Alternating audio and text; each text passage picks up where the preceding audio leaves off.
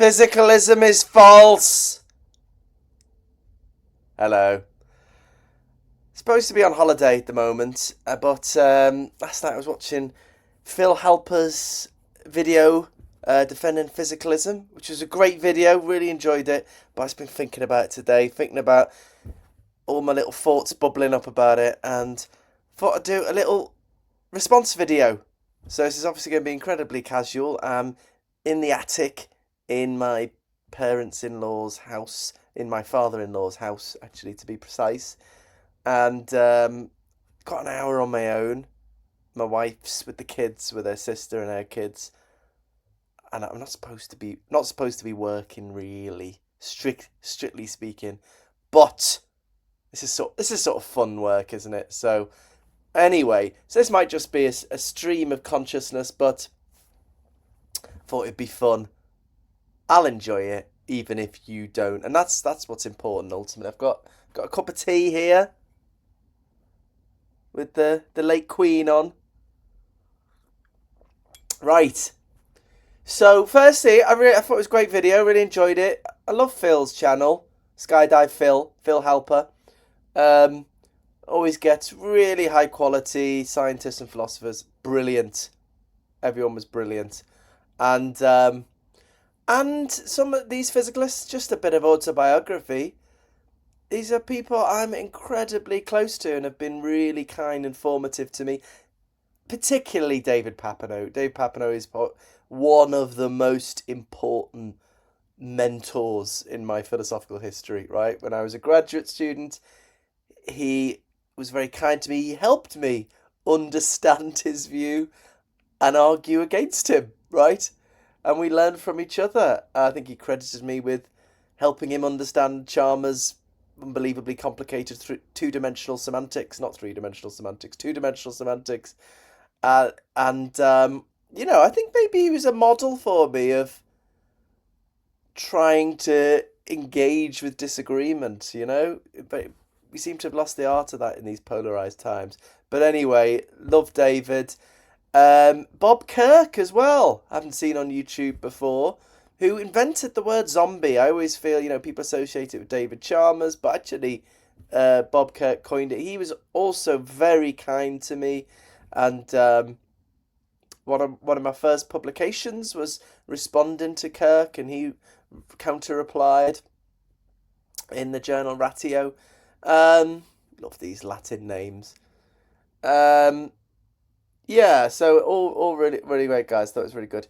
It's all very one-sided on Phil's channel. He's not giving both sides the debate, but I think that's all right, isn't it? If that's what you want to do.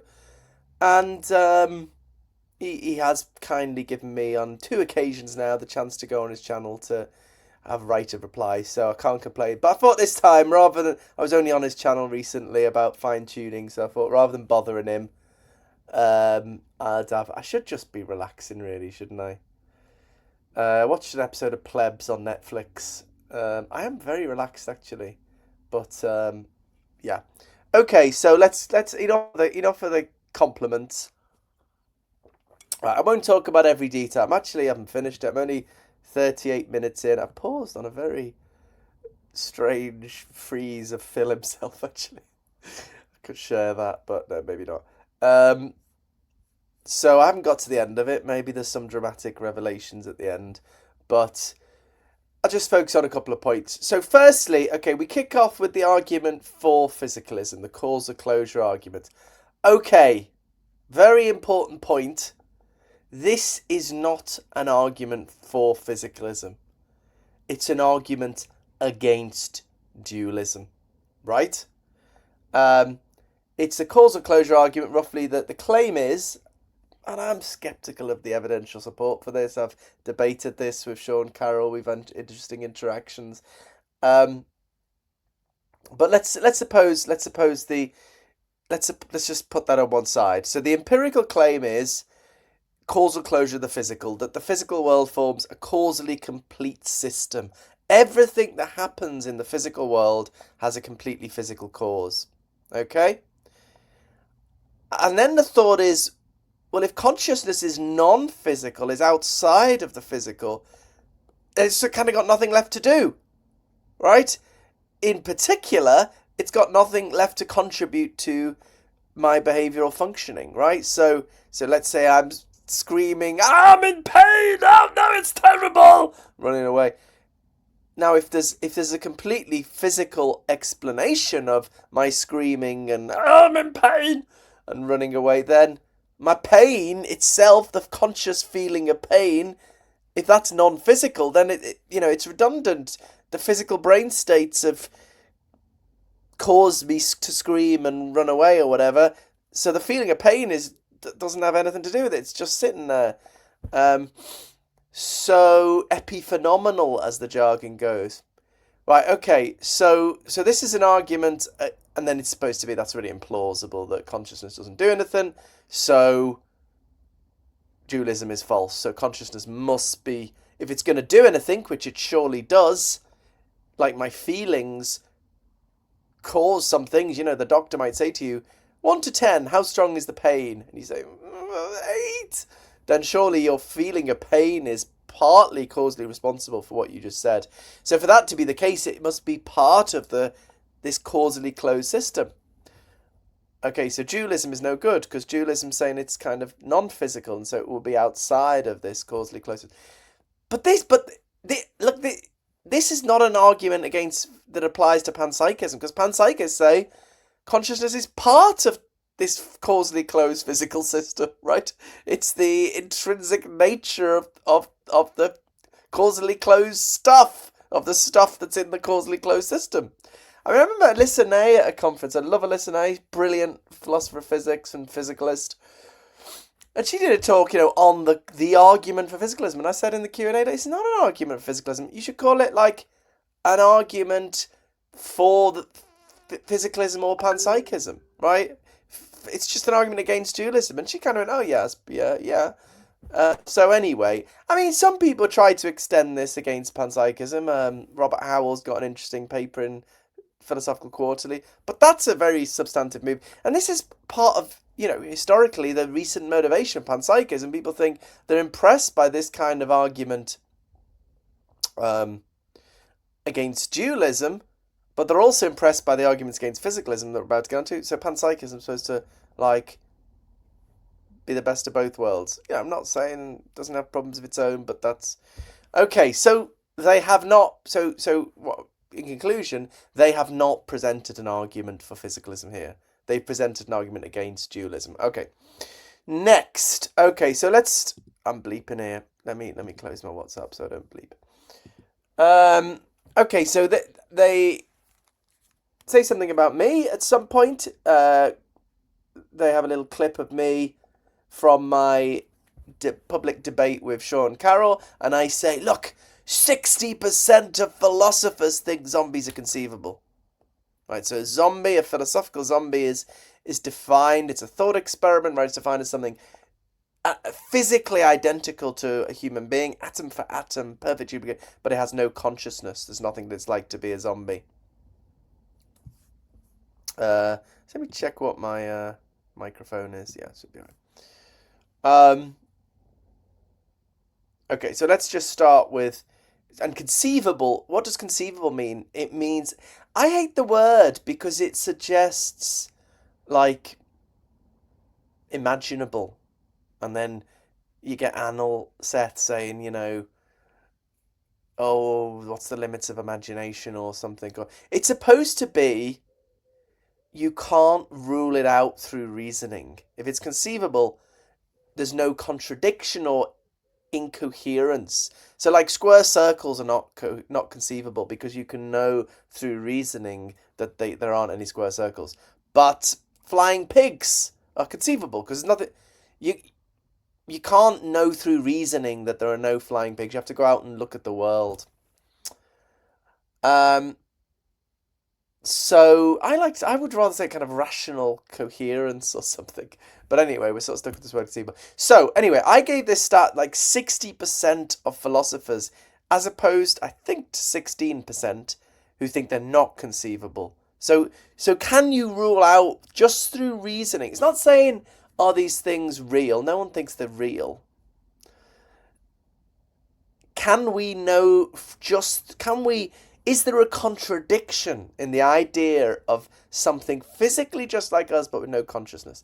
60% of philosophers on the 2020 Phil Paper Survey say yes, that is conceivable.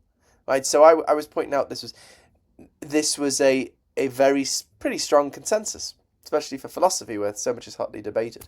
Now, Phil pointed out, okay, but physicalism is still the majority position. So the majority physicalist position is that they're conceivable, but they're not possible, right? So yeah, we can't rule them out just through reasoning, but we rule them out through science. We know they're not real. Fine. Okay. Hope I haven't ever hid that. Yeah, physicalism is a minority view, as he starts up with, but it's what is it, like 51% physicalists? Is it 51, 52, 32% anti-physicalists? So yeah, they're very much the majority, but that's a decent minority position for philosophy where everything's hotly debated. So it's a significant minority, and the rest, can't make their mind up. So 52% versus 32%. Anyway, but like my zombie statistic is important because we're getting some nuance today. We're getting some nuance. So I think I need more tea. Hold on. Her Majesty can help me out. Her late Majesty. Yeah, the zombie's important because what it shows is if zombies are conceivable, then if you accept that zombies are even conceivable, then you accept that there's never going to be an intelligible explanation of consciousness in physical terms, of the kind that we get in other areas of science. So let me give you one of my favourite examples to talk about in my recent book, my new book I've been working on. Think about the phase change of water from ice to liquid water to steam, right? Now, then think of the explanation of that in terms of, underlying molecular goings on. So when it's ice, they are, it's very rigid. The hydrogen bonds hold them in a very tight lattice structure. Then the temperature goes up, the bonds weaken, they get more flowy. And then the bonds break entirely, and the molecules can roll freely. Okay, so think of the explanation of the phase change of water in terms of that underlying molecular goings on. That is an intelligible explanation. That is like a really satisfying explanation. You say, there's no longer a mystery. You no longer feel like I want to say, okay, I get what you've said about all the molecules. Obviously, you fill it out a bit more. But why? But why does it behave in that? Like, why is it really inflexible when it's ice? Why is it flowy? That's the technical term. Flowy when it's liquid. Why is it float around? You don't need to ask that. You've got a completely satisfying explanation, right? And one way of putting that is, it's inconceivable that you could have all the molecular goings on I just described without that macro level behavior. So once you've described, like take ice, that the molecules are in these hydrogen bonds in this very tight lattice structure, it's now inconceivable that it's going to be anything other than rigid in the way ice is. Once you fix that the hydrogen bonds are a little bit looser, it's just guaranteed that it's going to be flowy.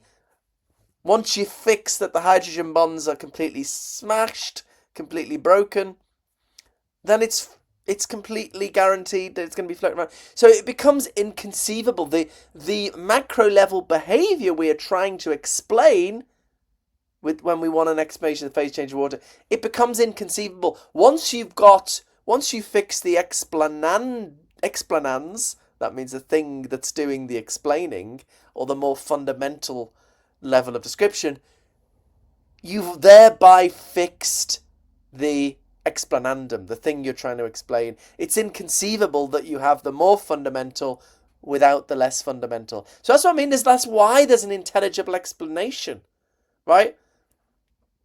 So if that is what I would mean by an intelligible explanation, that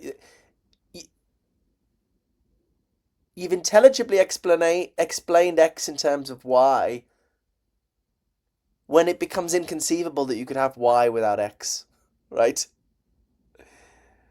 It's inconceivable that you have those molecular goings on without the macro level behavior, and so that you've got a wonderful, satisfying explanation. So whereas in the case of consciousness, if zombies are, so if you had that, so imagine you had that kind of explanation, a brilliant, perfect solution to the hard problem of consciousness in the case of consciousness, where, once we understood what's going on with the patterns of neural firings, you see,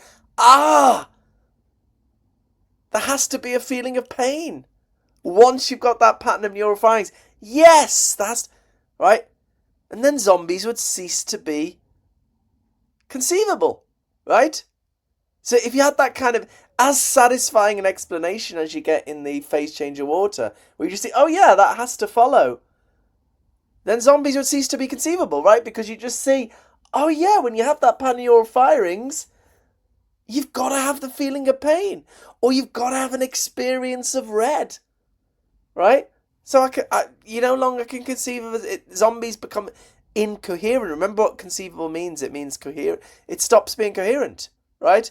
Just like in the case of phase change of water, once you know what the molecules are doing, you see, oh yeah, there has to be that macro level behavior of very rigid when it's ice, flowy when it's liquid, floating everywhere when it's steam. Right. So let me summarize.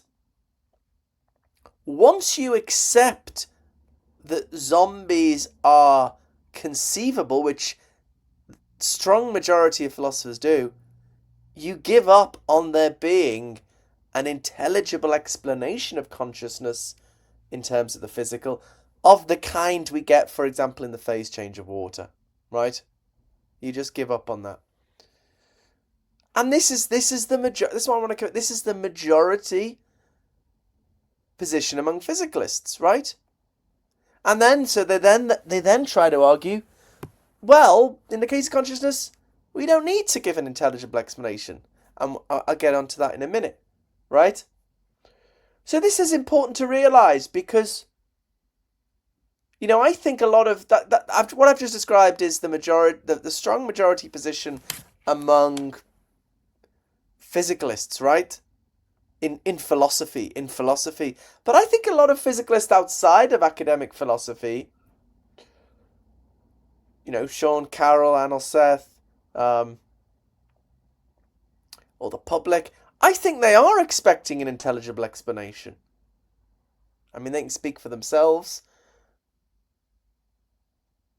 This talk, I think how people hear the hard problem, what we want from a solution to a hard problem, we want an intelligible explanation. We want an intelligible explanation where we understand the pattern of neural firings and the neurophysiological stories. Oh yeah, there has to be consciousness, like in the phase change of water. Oh yeah, that's what we're looking for. Oh, we've solved the whole problem. So it's very bloody significant that 60% of philosophers and the strong majority of physicalists have given up on that. And it's to do with the fact that they're just very different concepts at play here, that you're never going to get that. The reason you get an intelligible explanation in the phase change of water is because we're just dealing with quantitative behavioural concepts, right? You're trying to explain behaviour. That's what physical science is good at. Macro level behaviour, that the ice is really rigid, and then it flows, and then it floats around. You're trying to explain behaviour, macro level behaviour, in terms of molecular behaviour. It's all about explaining behaviour. That's what physical science is good at. But the vast majority of philosophers accept that at least at the level of concepts are concepts of how pain feels or the experience of red. It's not a behavioural concept. So most physicalists This is sometimes called, Chalmers dubbed this type B physicalism. They accept that maybe there's not a metaphysical dualism, but there's a conceptual dualism. It's very different concepts at play in the physical description of reality and in the consciousness description. So you're never going to get this intelligible explanation like you get in the phase change of water. Okay, so then they try to argue you don't need an intelligible explanation. We'll get on to that, as I said. But that's significant, okay? Because look, I suspect, I don't have any data to support this, and I'm happy to be corrected, but I suspect most kind of scientists, public who are sort of sympathetic to physicalism, they're expecting an intelligible explanation. Whereas the vast majority of physicalist philosophers and they're the people who kind of, I mean, that's the skill set of philosophy. They've kind of thought it through in detail, the conceptual issues. They've realised, in my view, correctly realised, that you're not going to get that intelligible explanation. So if you put together the view of non-philosopher physicalists that we're going to need an intelligible explanation, and then you put that together with the view of philosopher physicalists that we're never going to get an intelligible explanation, and that goes hand in hand with zombies being conceivable, put them together, you get anti-physicalism, right? You see what I mean? We need an intelligible explanation, we're not going to get one. Okay. And I think, I mean, and this should inform how you're watching the video, right? Because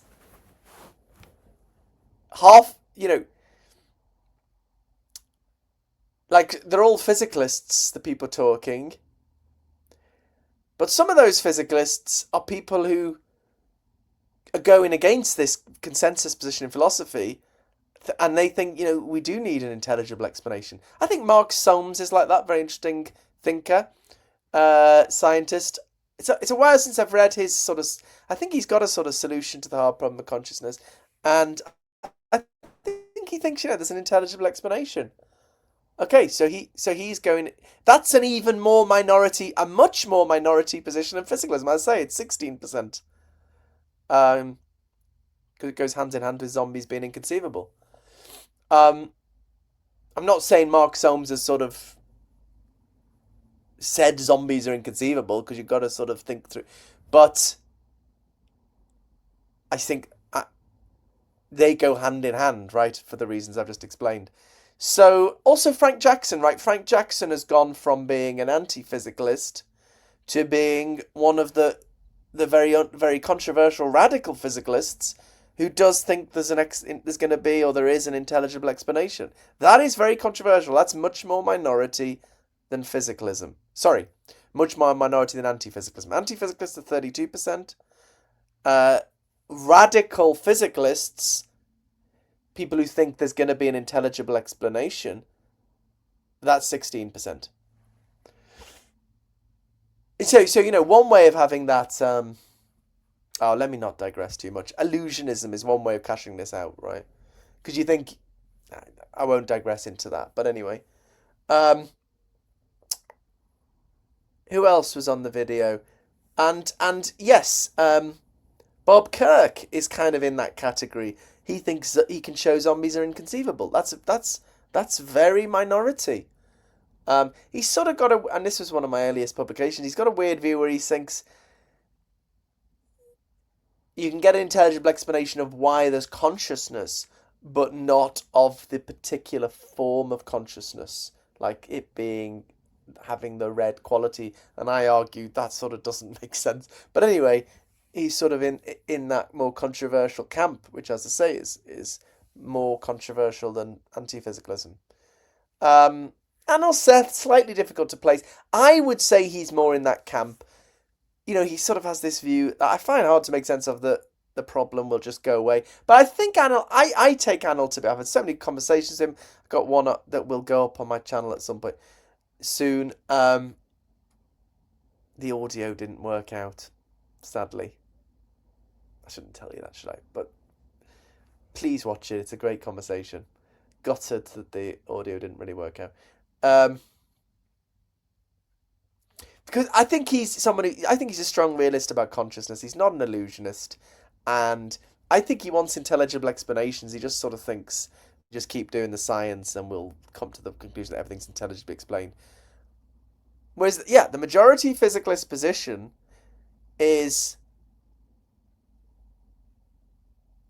consciousness will never be intelligibly explained in the way the phase change of water is, but it doesn't matter. So who represents the majority physicalist position? David Papineau. I mean, I think he's the classic, very important, very influential, that position. Yeah, you'll never. He would ask him. Papineau will say, "Sure, zombies are conceivable, right?" You're never going to get that kind of intelligible explanation of consciousness, but it doesn't matter. Okay, so this is what you should be. So you might watch the video thinking, "Oh well, all these philosophers think the same thing, and they all think physicalism is They all think physicalism is true, and that is correct.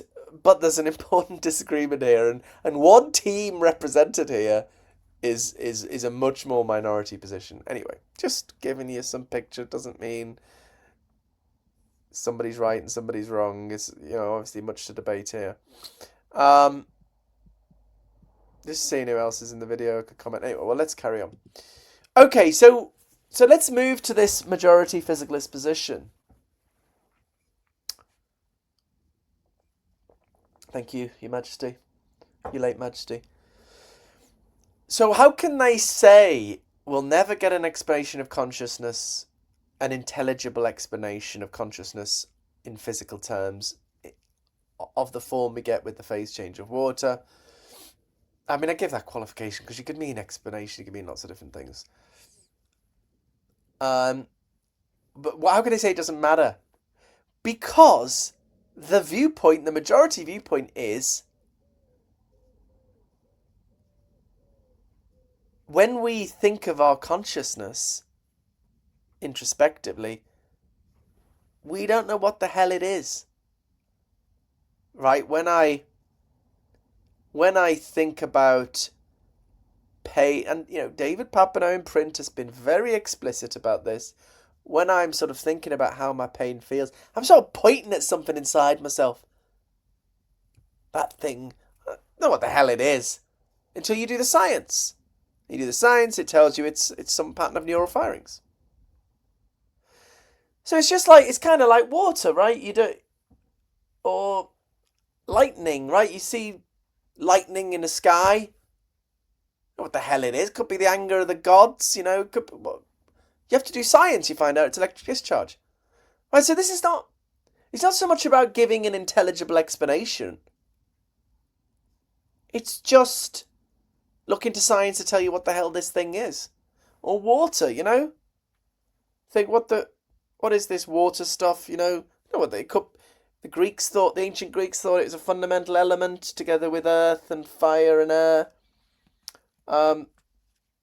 Science comes along and tells you, no, it's H2O. So if it's you do the science, you can sort of point at this thing, that thing. Sorry, I keep shaking. I'm lying in bed here in the attic. And then science tells you what it is. So it's not like you're giving this intelligent explanation, you just find out what it is. And they think it's like that. You just sort of, when you're thinking about pain, you're just sort of pointing inside yourself. That thing. I don't know what the hell it is. Just that thing. Oh, there it is again. And then science tells you it's a pattern of neural firings. And like for Papineau, there is no mystery of consciousness, right? There's no hard problem. It's just we can point at something, and then science tells us what it is. So you see what I mean? Do you see So that is the vast majority physicalist position in philosophy. See how different that is? Don't you feel like? Don't you feel like it's different from like what the public or scientists think? They think we need to solve the hard problem. We need to give an intelligible explanation of how the brain produces consciousness. They're looking for, you get the pattern of neural firings. Oh my God, oh yes, it has to be conscious.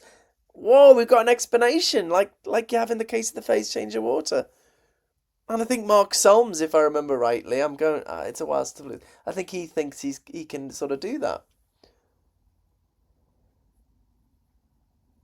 But that's just a million miles away from what the majority position represented by David Papineau, and it really is the vast majority position.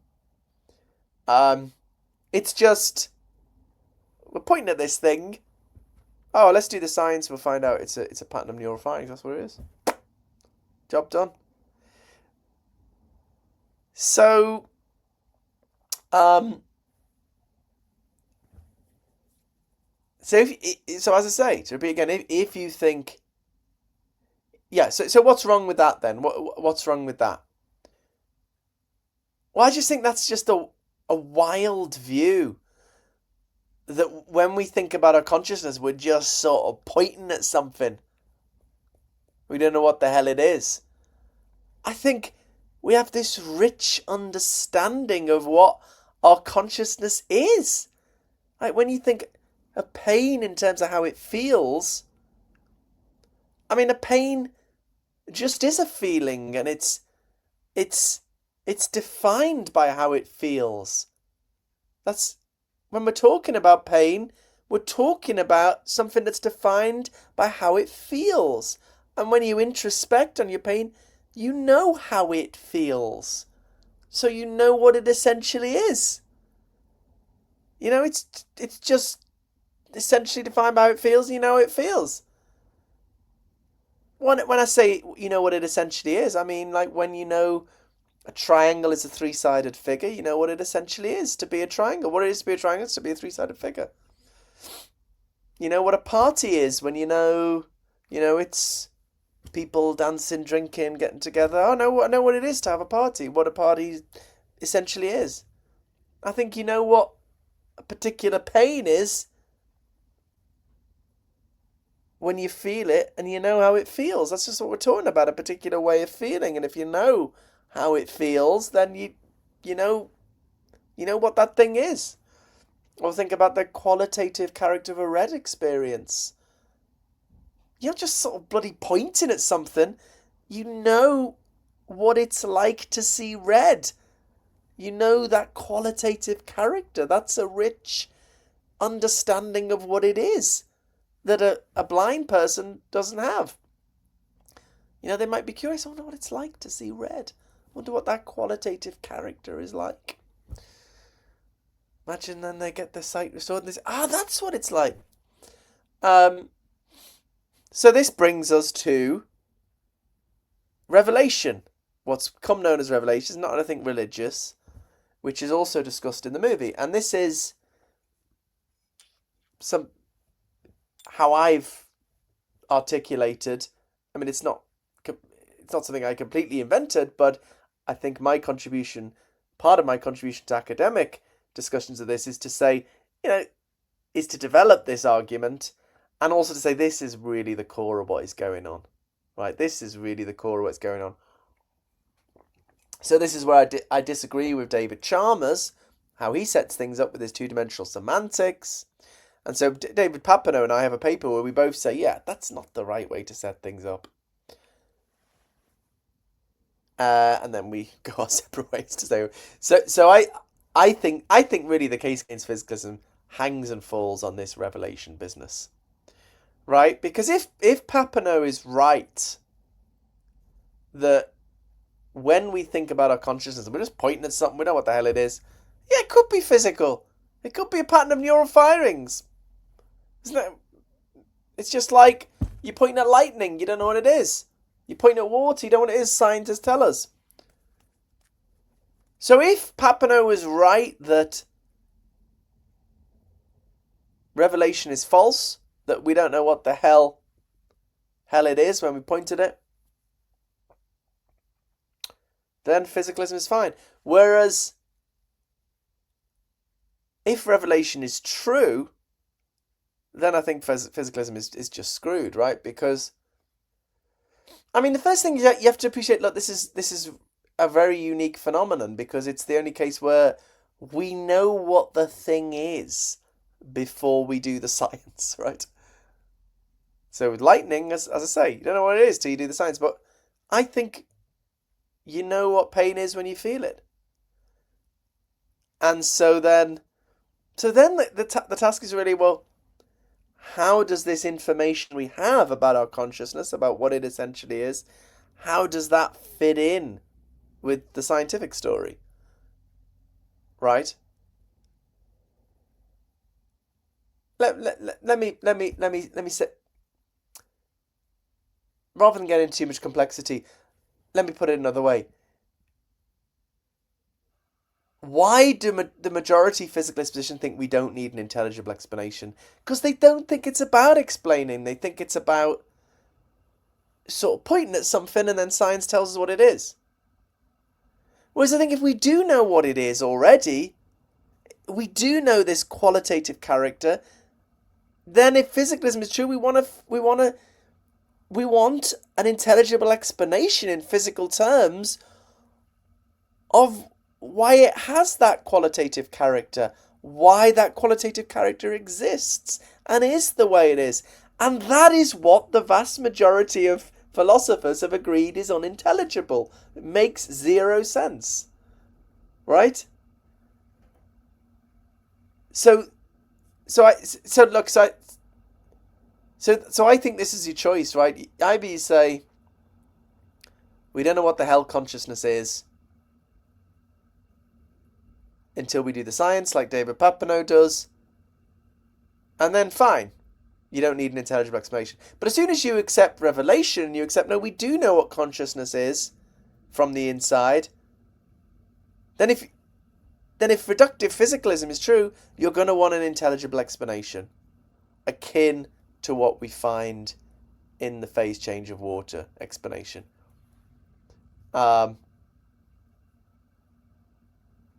And that's what the vast majority of physicalists have agreed is false.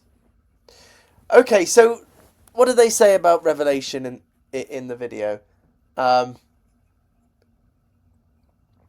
mean, a very common response you might think, look, I've just contrasted either there's revelation and we know everything there is to know, or it's like, oh no, we don't know anything about it, we're just kind of pointing.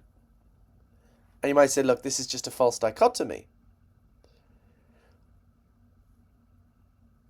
Well, the way I've done a lot of academic work on this. Check out my academic book, Consciousness and Fundamental Reality. Actually, what I'm about to say was a bit after that. Here's my kind of nuanced way of stating revelation. It's quite simple. With a given experience, let's call it X, insofar as you know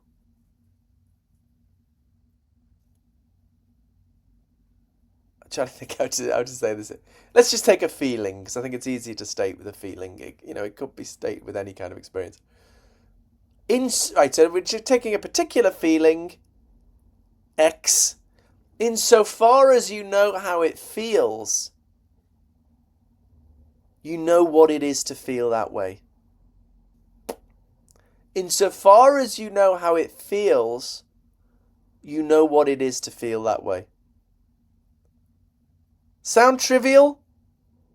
I hope so, because that means it's true. If something's trivial, it's true, right? There's a famous moment in a philosophy talk. What was that? Someone objected to the claim that had been argued for. Isn't this trivial?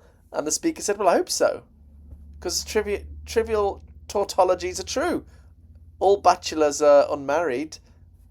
It's trivial. It means it's true. It definitely sounds trivial. But David Papineau would deny it, right? And you can see why, because I mean, what do I mean? What do I mean by that? When I say, insofar as you know how it feels, you know what it is to feel that way. For a physicalist, at least the simple identity physicalist, and we could spell this out for more nuanced forms of physicalism, what it is to feel pain is to have a certain pattern of neural firings. That's what it is to feel pain. Just like, what is it to be water? It's to be H2O, made of H2O molecules. What is it to be lightning? It's to be kind of a certain form of electric discharge. What is it to be a triangle? It's to be a three-sided figure. For a physicalist, or an identity physicalist, what it is to be pain is to have a certain pattern of neural firings. So now come back to my revelation claim. Insofar as you know how it feels, you know what it is to feel that way. So Papineau denies that. He says, you can know how it feels, obviously, but you don't know what it is to feel that way, because what it is to feel that way is some complicated neurophysiological state. You can't do neuroscience introspectively. So if it sounds trivial, bloody marvellous, because that means Papineau's wrong. Papineau cannot say, insofar as you know how it feels, you know what it is to feel that way. Because what it is to feel that way is a physical state, is a pattern of neural firings. I was arguing this on X. Let me get up.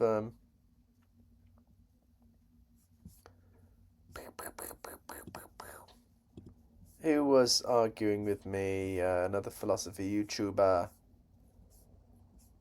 Friction at friction.philo. And he's saying, yeah, this is just so I was saying, insofar as we know how it feels, we know what it is to feel that way. And he's saying, yeah, but this is just trivial. Well, I hope so. Because that means, because if it's trivial, the majority physicalist position in philosophy is trivially false. Right? Let me say this again. So my claim is, with a given feeling, insofar as you know how it feels, you know what it is to feel that way. If that is trivially true, then the majority, the vast majority, physicalist position in philosophy is trivially false. So why do I put it in that nuanced way, insofar as? Because, and this answers the objection Ned Block had, which is quite strongly stated. The objection Ned Block had on the video, he said, I can't remember what he said now actually, but I mean roughly, Block thinks there can be, as he puts it, access consciousness. Sorry, let's put it the other way. Phenomenal consciousness, experiential consciousness can outstrip access consciousness. That is, there can be aspects of your experience that you're not cognitively aware of, are not cognitively accessible to you. Certain rich details, experiments with change blindness, for example, show this. Fine. I'm happy with that. I'm happy you can make mistakes about your experience. In other words, it could be that I don't completely know what it's like to be me right now. Because there are aspects of my experience, and my experience just is what it's like to be me right now, that I don't have cognitive access to. So in that sense, I don't fully know what it's like to be me. But I know a hell of a lot about what it's like to be me. So this is how I put it like this. Insofar as I know how it feels, I know what it is to feel that way. I know what essentially defines that way of feeling. So I think, I just think that it's frustrating because I've done a lot of work on spelling this out precisely. And then you do get these corrections. I mean, actually, even on the panpsychist side, people sometimes get a bit stressy about revelation. And they say, they just sort of caricature it like, you can never... Was it Mark Solms? Or saying, he seemed to say, accept revelation, but then say you don't know what causes the experience. Fine. I never said that. I'm getting called, so I will pause this video a second. Okay, kids are back, so I'm going to have to do some parenting in a minute. So I'll just finish up. So what was I saying? People just have this this very kind of caricature of revelation. You have to know absolutely everything. No, I mean, I've defended in great detail. I'm not upset, I'm just a bit out of breath running up the stairs to the attic there. A nuanced form of revelation, and you can debate it. Yeah, it was a debate here, sure. So this is why I think physicalism is so implausible. Well, let's not go there. But if you go for the majority physicalist position that zombies are inconceivable, which is correct, then you have to deny that insofar as you know how pain feels, you know what it is to feel that way. A particular pain. Obviously pain is a very rough and ready concept. Okay, so I guess that's mainly what I wanted to say. The triangle argument by Alex O'Connor, I did agree that was not a great argument. Sorry, Alex, love you, buddy, but I don't think that was a great argument. I agreed with what they said on that. I'd love to talk more about what they say about mystical experiences. I think it's important to distinguish just very, very quickly two things about mystical experiences. Is whether you're sort of looking from the outside and I mean the way they were construing the argument was imagining you're trying to explain physicalists can't possibly explain why you have this huge experience when there's so little brain activity, right?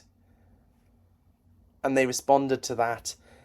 I've never defended anything like that. What I'm more sympathetic to is what William James talked about in the varieties of religious experiences. Like, why is it okay just for someone having a mystical experience just to trust their experience? Trust how things seem when they're having the experience. And James makes a cool point that I talk about a lot.